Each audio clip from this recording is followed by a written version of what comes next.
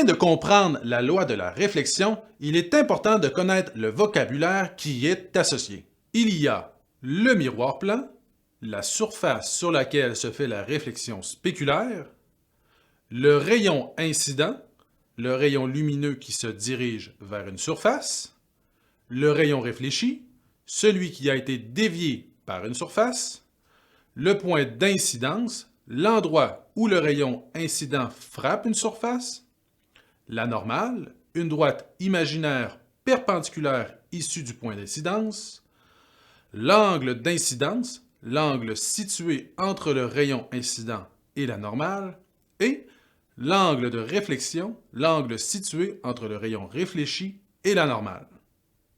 Ce n'est que dans la réflexion spéculaire que la loi de la réflexion s'applique. Celle-ci stipule que l'angle d'incidence est égal à l'angle de réflexion. Application de la loi de la réflexion. On dispose d'un rayon incident qui tombe sur une surface réfléchissante, un miroir par exemple.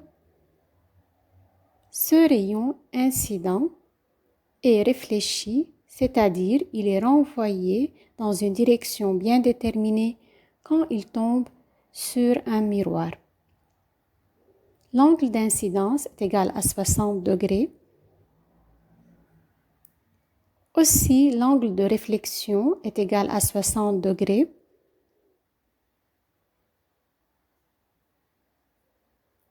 Faisons varier l'angle d'incidence.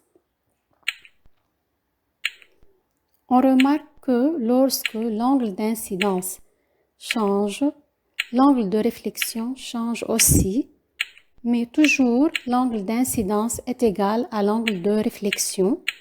C'est la loi de la réflexion.